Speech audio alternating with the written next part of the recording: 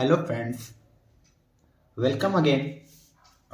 जैसा कि हम लोग पिछले वीडियो लेक्चर में इंटरमीडिएट के ग्रामर सेक्शन में ट्रांसफॉर्मेशन के बारे में पढ़ रहे थे और हमने पीछे के वीडियो लेक्चर में एडवर्ब टू को जोड़ना और एडवर्ब टू को रिमूव करना सीख लिया था, जो मेथड ऑफ ट्रांसफॉर्मेशन में हमारा पहला नियम था।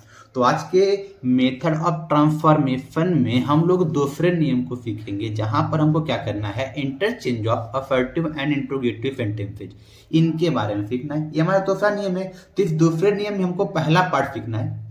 तो इसका सीधा सा तात्पर्य क्या हो गया कि अब हमको असर्टिव सेंटेंस को इंट्रोगेटिव में बदलना सीखना है और इंट्रोगेटिव सेंटेंस को असर्टिव में बदलना सीखना है। तो आज के वीडियो लेक्चर में हम लोग क्या करेंगे, हम लोग असर्टिव सेंटेंस को इंट्रोगेटिव सेंटेंस में बदलने के कुछ नियमों को जानेंगे। किस प्रकार से यदि किसी वाक्य में असर्टिव सेंटेंस आया हो तो उसको किस तरह से इंट्रोगेटिव सेंटेंस में परिवर्तित करेंगे, चेंज करेंगे बाय यूजिंग ट्रांसफॉर्मेशन, वो चीजें आज हम लोगों को सीखना है।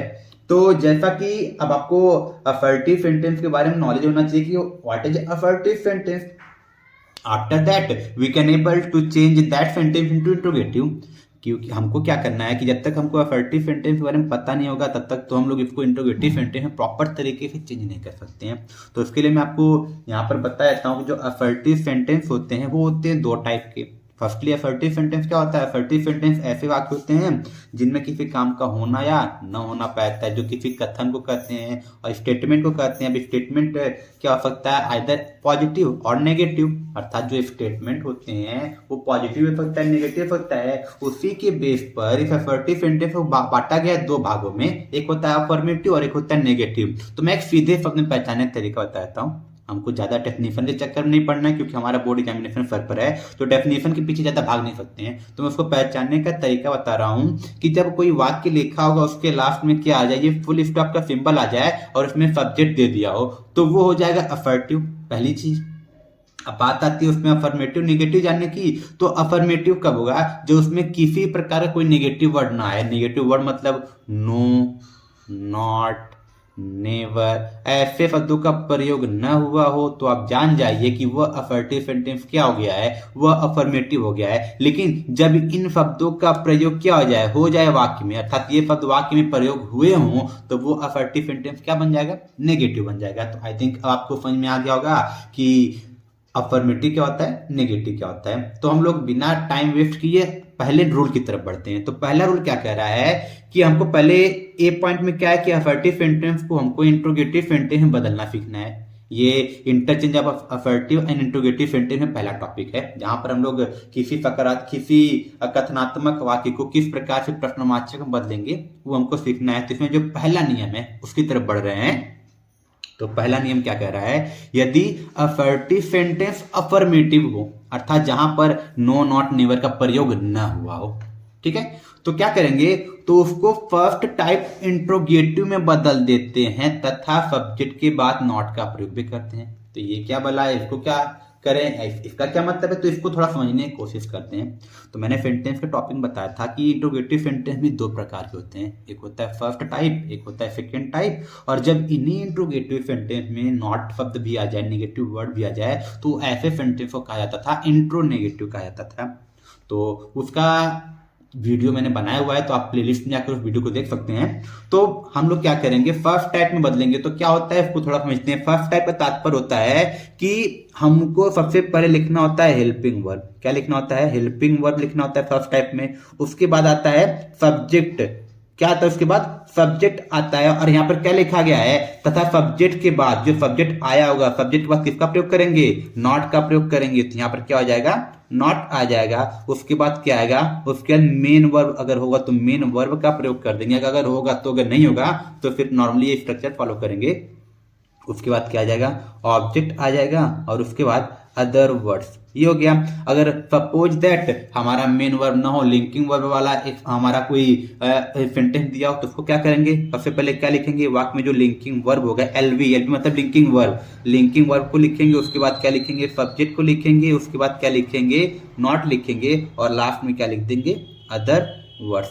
तो चाहे आप ये स्ट्रक्चर फॉलो कीजिए जहां पर कोई मेन वर्ब न दिया हो, मतलब वर्ब की first form, second form, third form, verb की फर्स्ट फॉर्म में आईएनजी ऐसा कुछ न दिया हो, तो आप ये दूसरे स्ट्रक्चर के अकॉर्डिंग जाइए। अगर आपको वाक्य में कोई मेन वर्ब दे दिया हो, अर्थात वर्ब की फर्स्ट फॉर्म, सेकंड फॉर्म या थर्ड फॉर्म का प्रयोग किया गया है, तो अगर ऐसा कुछ दिया हो तो हम लोग पहले स्ट्रक्चर के अकॉर्डिंग जा सकते हैं। तो जैसे कि हमारा एक एग्जाम्पल के थ्रू पहले रूल को समझने की कोशिश करते हैं। हमारा पहला नियम क्या, पहला रूल क्या है, पहला एग्जाम्पल क्या है, वो क्या कह रहा है, टैगोर was a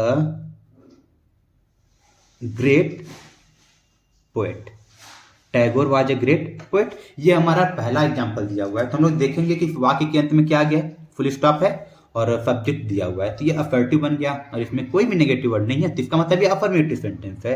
अब अफर्मेटिव में इसको चेंज करना है, तो सबसे पहले हम इस वाक्य के हेल्पिंग वर्ब या लिंकिंग वर्ब को पहले लिखेंगे। तो हम लोग जब इस वाक्य को ध्यान से देखेंगे, इसमें किसी कार्य का होना नहीं पाया जा रहा है, इसमें बस एक स्टेटमेंट, एक कथन है, उस कथन के बारे में बताया गया है कि टैगोर जी क्या थे, एक अब महान कवि थे। तो जब इसको हम लोग चेंज करेंगे तो जो लिंकिंग वाज दिख रहा है, वाज, इसको सबसे पहले लिख देंगे। ये स्ट्रक्चर क्या कर रहा है, सबसे पहले क्या लिखेंगे, लिंकिंग वर्ब लिखेंगे, तो वाज को हम लोग सबसे पहले ला देंगे।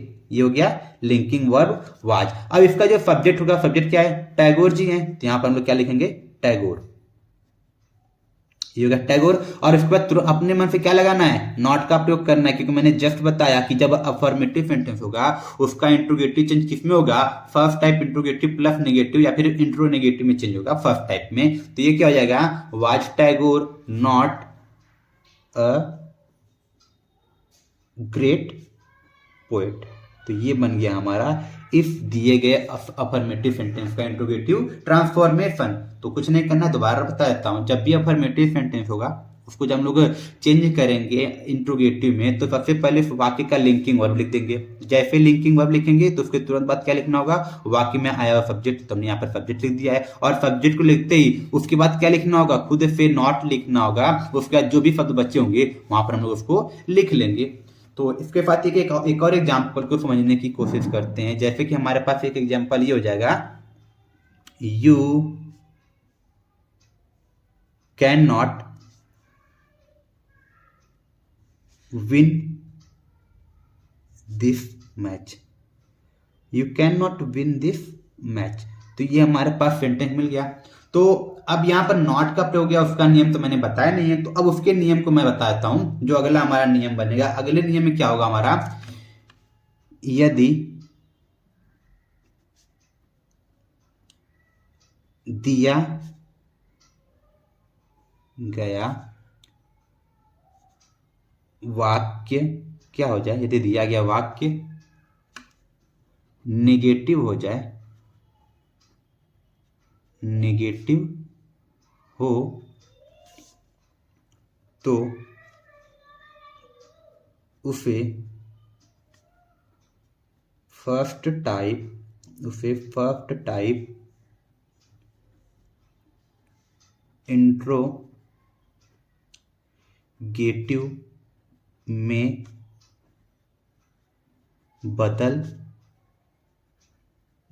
में बदल देते हैं, अर्थात तथा नॉट को हटा देते हैं। तो ये हमारा नियम हो गया कि यदि वाक्य क्या हो जाए, जो दिया गया वाक्य वो नेगेटिव हो जाए, जैसे कि यहाँ पर फुल स्टॉप आ गया, फुल स्टॉप आ गया और साथ में सब्जेक्ट दिया है, साथ में किसका प्रयोग है, नॉट का, मतलब फुल स्टॉप के पास सब्जेक्ट है तो असर्टिव हो गया। असर्टिव में कौन सा पार्ट है, नॉट आया है तो नेगेटिव हो गया। इसका मतलब ये वाक्य क्या हो गया है, नेगेटिव हो गया। तो मैंने ये बताया कि यदि जो हमारा वाक्य है, यदि दिया गया वाक्य नेगेटिव हो तो उसे फर्स्ट टाइप इंट्रोगेटिव में बदल देते हैं और तथा नॉट को हटा देते हैं। तो फर्स्ट टाइप इंट्रोगेटिव में क्या हो जाएगा, एक एग्जांपल, जैसे इसका स्ट्रक्चर क्या बन जाएगा, सबसे पहले क्या लिख देंगे, हेल्पिंग वर्ब लिख देंगे, उसके बाद क्या लिखेंगे, सब्जेक्ट लिखेंगे, उसके बाद मेन वर्ब लिखेंगे और उसके बाद ऑब्जेक्ट को लिखकर अदर वर्ड्स को लिख देंगे और लास्ट में क्या लगेगा, क्वेश्चन मार्क। ये तो वो वाला केस हो गया जहां पर मेन वर्ब का प्रयोग हुआ हो, और मान लीजिए मेन वर्ब का प्रयोग ना हुआ, तब क्या करेंगे, तो तब कुछ नहीं करना है, हेल्पिंग वर्ब की जगह क्या हो जाएगा, लिंकिंग वर्ब हो जाएगा।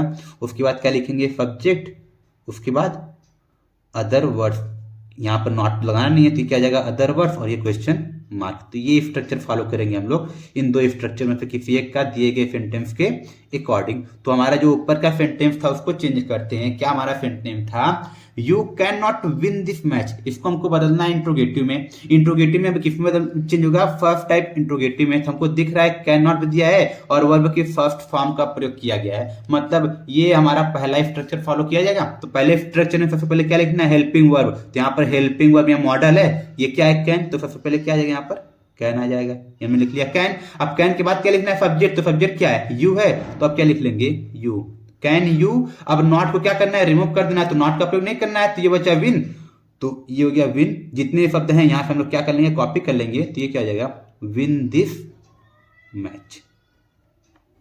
आई थिंक आपको इसका ट्रांसफॉर्मेशन समझ में आ गया होगा। अब कुछ और एग्जाम्पल को लेते हैं। जैसे कि हमारे पास एक अगला एग्जाम्पल, हमने इन्हीं दो नियम से रिलेटेड एक एक एग्जाम्पल और कर लेते हैं। जैसे कि यू आर प्लेइंग क्रिकेट।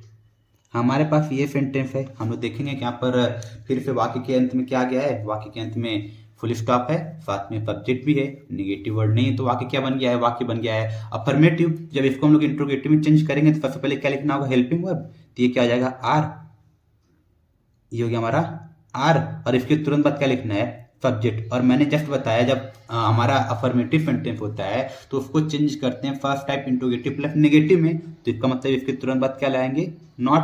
अर्थात ये हमारा जो स्ट्रक्चर था हमारे पास, ये वाला स्ट्रक्चर जहां पर हमको क्या लिखना है, सबसे पहले हेल्पिंग वर्ब, तो हमने यहाँ पर हेल्पिंग वर्ब लिख दिया है। उसके बाद क्या लिखना है सब्जेक्ट, तो सब्जेक्ट लिख दिया। उसके बाद क्या लिखना है नॉट, नॉट लिख दिया है। अब जैसे नॉट लिखा है बाकी मेन वर्ब और ऑब्जेक्ट लिखकर बाकी शब्दों को हम लोग यहाँ पर लिख लेंगे, तो ये हमारा क्या बन जाएगा, तो ये हमारा बन जाएगा आर यू नॉट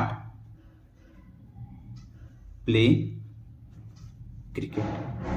तो इस तरह से इस वाक्य का ट्रांसफॉर्मेशन हमने कर लिया है इंट्रोगेटिव सेंटेंस में। इसी तरह का अगर हमारे पास एक और एग्जांपल दे दे अब नेगेटिव सेंटेंस का, जैसे कि he did not learn his lesson, he did not learn his lesson. अब हमारे पास फिर से ये सेंटेंस दिया हुआ है, इस बार फुल स्टॉप के साथ किसका प्रयोग गया है, नॉट का, सब्जेक्ट के साथ। ये नेगेटिव सेंटेंस बन गया है। जब नेगेटिव सेंटेंस बन गया है तो यहाँ पर हम लोग इसका ट्रांसफॉर्मेशन किसमें करेंगे, फर्स्ट टाइप इंट्रोगेटिव में। और ये जो नॉट होगा नॉट को हटा देंगे, तो सबसे पहले क्या आ जाएगा वाक्य के बाहर, डिड आ जाएगा, डिड। और डिड के बाद क्या लिखेंगे सब्जेक्ट, सब्जेक्ट क्या हो जाएगा ही, डिड ही, नॉट हट जाएगा तो यहाँ पर क्या लिखेंगे learn, did he learn his lesson. I think अब आपको इसको ट्रांसफॉर्म करने का तरीका समझ में आ गया होगा। तो अब हम लोग एक और नियम है कि यदि वाक्य में नेवर का प्रयोग हो जाता है तो नेवर के स्थान पर जब हम लोग उसको चेंज करते हैं तो नेवर के स्थान पर एवर कर देते हैं, तथा यदि नो का प्रयोग हुआ हो तो नो के स्थान पर एनी का प्रयोग कर देते हैं। तो हमारा जो अगला रूल होगा, अगला रूल है हमारा,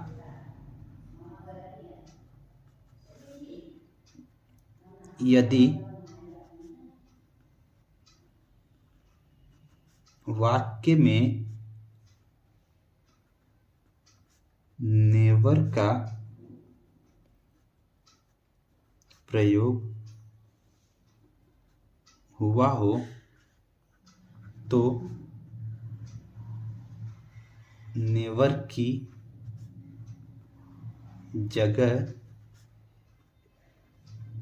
एवर का प्रयोग करते हैं। इसी प्रकार नो के स्थान पर एनी का प्रयोग किया जाता है। तो ये हमारा अगला नियम हो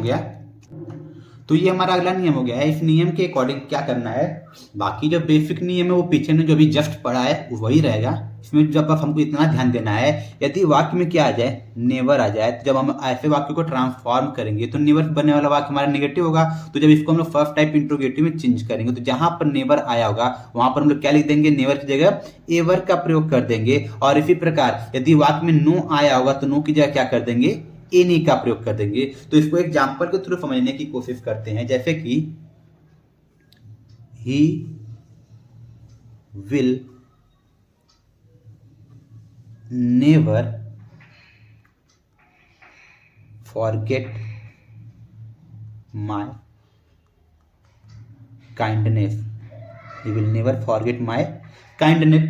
और हमको इस वाक्य को क्या करना है, चेंज करना है इंट्रोगेटिव में। और यहाँ पर हम लोग देख रहे हैं नेवर का प्रयोग है, तो that is why full stop के पास नेवर आ गया, तो ये सेंटेंस नेगेटिव हो गया है। तो जब नेगेटिव हो गया तो इसका सीधा मतलब है इस वाक्य का जो ट्रांसफॉर्मेशन होगा ये ऊपर वाले इस वाक्य की तरह किसमें जाएगा, फर्स्ट टाइप इंट्रोगेटिव में। लेकिन बस हमको इतना ध्यान देना है कि नेवर आया हुआ है। अभी तक हम लोग नॉट आता था तो नॉट को रिमूव कर देते, तो नॉट को लिखते ही नहीं थे। लेकिन यहाँ पर नेवर के आने की वजह से नेवर को तो हटाएंगे ही, लेकिन नेवर की जगह किसका प्रयोग कर देंगे, नेवर की जगह हम लोग प्रयोग कर लेंगे एवर का। तो ये क्या बन जाएगा, ये बन जाएगा कुछ इस तरह से, विल ही नेवर की जगह क्या कर देंगे, एवर, हो गया ever, will he ever forget my kindness, kindness. सब अब अगर किसी को इससे रिलेटेड स्ट्रक्चर चाहिए तो इसका स्ट्रक्चर कुछ इस प्रकार का होगा। इसका स्ट्रक्चर मैं लिख देता हूं नेवर वाले के लिए। जब एवर में चेंज होगा तो ये क्या आ जाएगा, helping verb plus subject plus ये क्या आ जाएगा, एवर प्लस मेन वर्ब, उसके बाद क्या आ जाएगा ऑब्जेक्ट, और ये प्लस क्या आ जाएगा अदर वर्ड्स, लास्ट में क्या लगाएंगे क्वेश्चन मार्क। तो ये हमारा इससे रिलेटेड स्ट्रक्चर हो गया। अब नो वाला एक एग्जांपल हम लोग कर लेते हैं। जैसे कि हमारे पास एक एग्जांपल ये हो जाता है, no one knows you, no one knows you, हमारे पास ये एग्जांपल है। अब जब हमको इसको ट्रांसफॉर्म करना है, पर यहाँ पर मैंने गलती से क्वेश्चन मार्क लगा दिया, यहाँ पर क्या हो जाएगा, यहाँ पर हो जाएगा full stop, no one knows you. तो ये हमारा सेंटेंस है, तो ये नेगेटिव सेंटेंस है क्योंकि नो का प्रयोग हुआ है। जब नो का प्रयोग हो गया है और हम लोग ध्यान से देखेंगे ये नो प्लस वन मिलकर सब्जेक्ट का काम कर रहे हैं, तो इसको हमको किसमें चेंज करना है, इसको हमको चेंज करना है फर्स्ट टाइप इंट्रोगेटिव में। तो यहाँ पर तो भी हेल्पिंग वर्ब नहीं दिया हुआ, तो क्या करेंगे, तो हमको पता है कि कौन सा टेंस है, वर्ब की फर्स्ट फॉर्म में यस लग गया हुआ, तो ये प्रेजेंट इंडेफिनिट टेंस हो गया है। और यस लगा हुआ है तो प्रेजेंट इंडेफिनिट टेंस हो गया है। तो इसको इसका हेल्पिंग वर्ब डू या डज होता है। जब यहाँ पर यस लगा हुआ है तो इसके पास जो सब्जेक्ट है इसके पास क्या आना चाहिए, डज आना चाहिए। तो इस टेंस में जब हमको इंट्रोगेटिव में चेंज करेंगे तो सबसे पहले क्या लिखेंगे, यहाँ पर डज लिखेंगे हेल्पिंग, और हमको क्या मिलेगा, डज मिलेगा। अब हमको सब्जेक्ट लिखना है, यहाँ पर सब्जेक्ट नो वन है, लेकिन नो वन, नो तो चेंज करना है हमको ना, यहाँ पर हमने क्या जाना है, नो को किस में चेंज करेंगे, एनी में चेंज कर देंगे। नो की जगह क्या लिख देंगे, एनी, और जैसे एनी लिखेंगे तो वन जो होगा वह यहाँ पर इसका क्या लिख देंगे, any one, does any one. अब नोज में, नोज की वजह से यहाँ पर हमने हेल्पिंग और डज लिखा है, तो यहाँ पर फिर क्या लिखेंगे, यहाँ पर फिर लिखेंगे नो, तो हो गया no, does any one know you. इस प्रकार से हमने इस दिए गए वाक्य को भी इंट्रोगेटिव में चेंज कर दिया है। तो अब हमारा जो अगला नियम बनेगा, अगले नियम की तरफ बढ़ते हैं। जो हमारा अगला नियम होगा उसमें क्या कहता है, यदि असर्टिव सेंटेंस में, assertive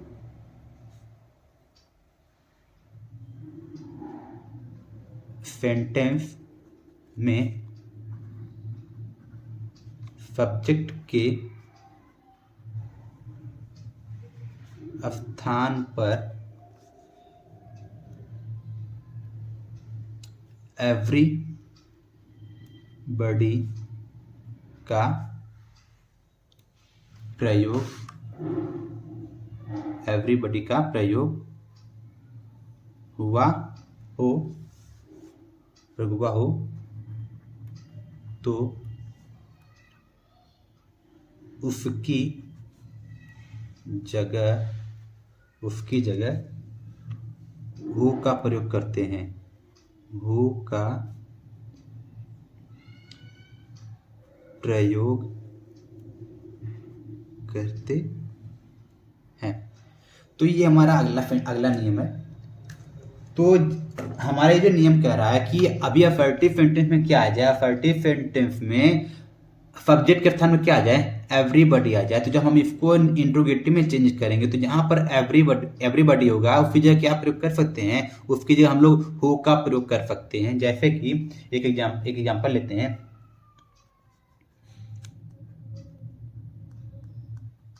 everybody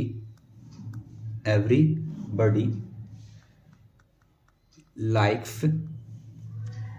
to become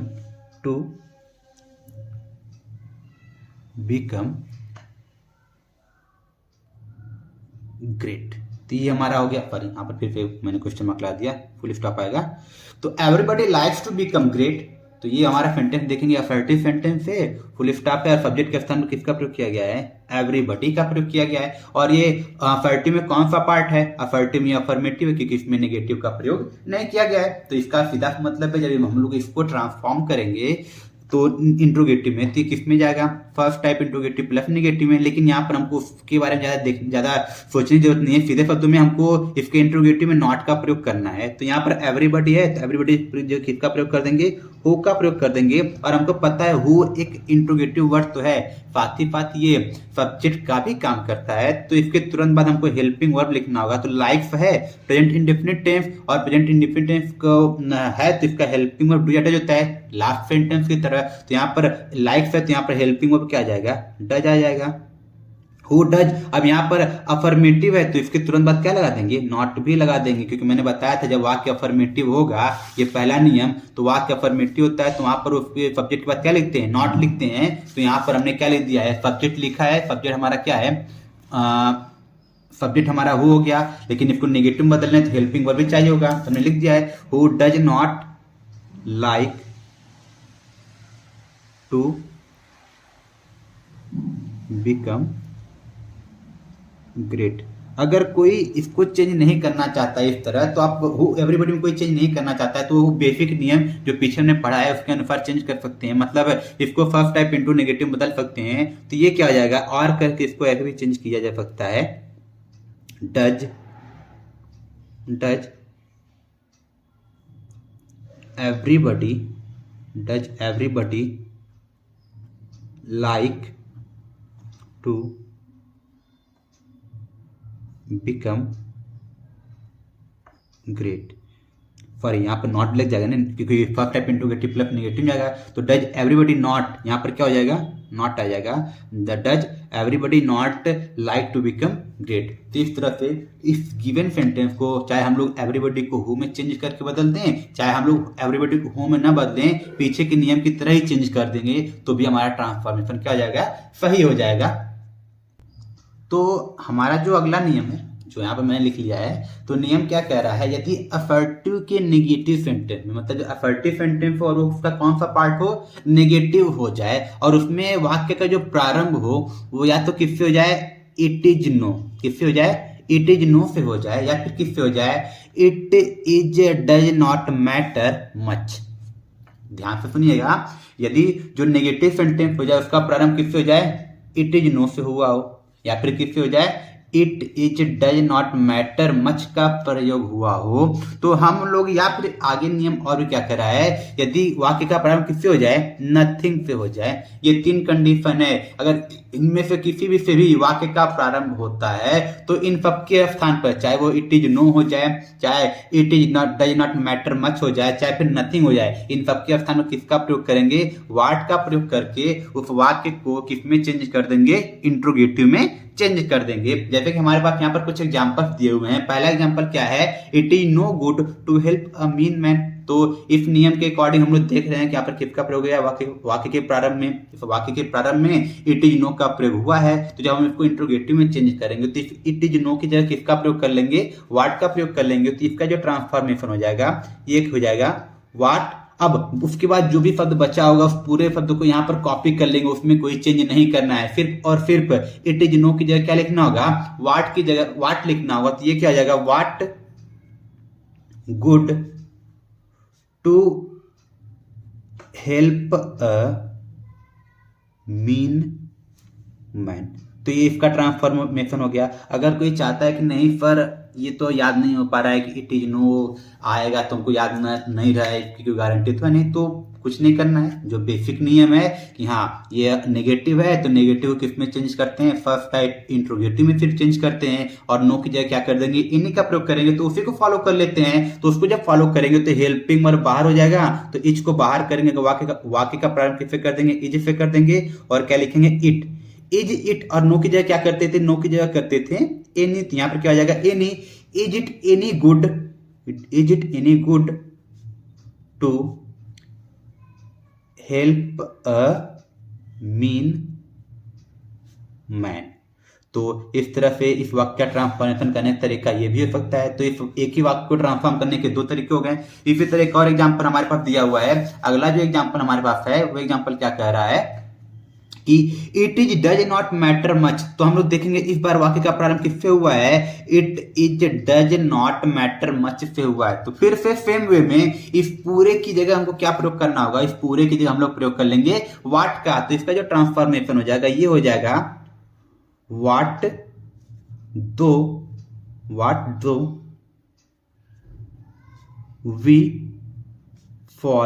we fall down once. तो करना कुछ नहीं है, जब ऐसे वाक्यों को हम लोग ट्रांसफॉर्म करेंगे तो फिर भी जो फ्रेज मिलेंगे इनको हम लोग किस में चेंज कर देंगे, इनको हम लोग व्हाट में चेंज कर देंगे, और बाकी जो हिस्सा बचा होगा उस बाकी हिस्से में बिना कोई चेंज किए उसको एज इट इज लिख लिया जाएगा। इस प्रकार से ये वाक्य भी ट्रांसफॉर्म हो गया। फिर इसे हमको मान लीजिए कि हम इस नियम को फॉलो नहीं करना चाहते हैं तो वही बेसिक नियम फॉलो करेंगे, तो और करके इसका ट्रांसफॉर्मेशन और क्या हो सकता है। तो कुछ नहीं करना है, सब्जेक्ट और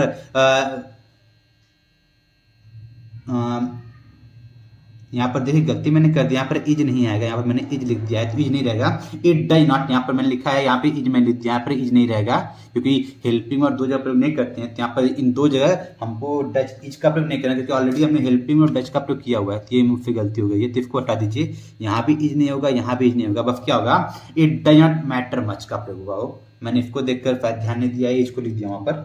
तो ये हो गया it does not matter much का प्रयोग हो जाए तो उसकी जगह हम लोग क्या कर देंगे, व्हाट का प्रयोग करेंगे। इसका दूसरा तरीका क्या हो जाएगा, इसको हम लोग बेसिक नियम की तरह जब हम लोग जाएंगे तो हेल्पिंग वर्ब को बाहर करेंगे, डज आ गया है तो डज को बाहर करेंगे तो ये हो जाएगा does it.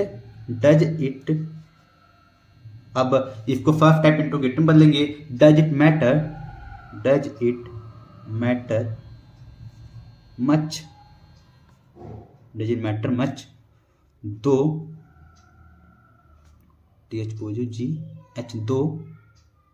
We fell down once. तो एक तरीका है इसको ट्रांसफॉर्म करने का, ये भी हो गया। तो आज के इस वीडियो लेक्चर में हम लोग आखिरी एग्जाम्पल की तरफ बढ़ते हैं। हमारा जो आखिरी एग्जाम्पल है, nothing is stable on the earth. जब हम लोग इसको चेंज करेंगे फिर इस वाक्य का प्रारंभ किससे हुआ है, नथिंग से हुआ है। तो नथिंग की जगह हमको सिर्फ क्या करना होगा, नथिंग की जगह व्हाट लिखना है, और बाकी इससे हम लोग को बाकी से क्या करेंगे, कॉपी कर लेंगे। तो ये क्या हो जाएगा, व्हाट इज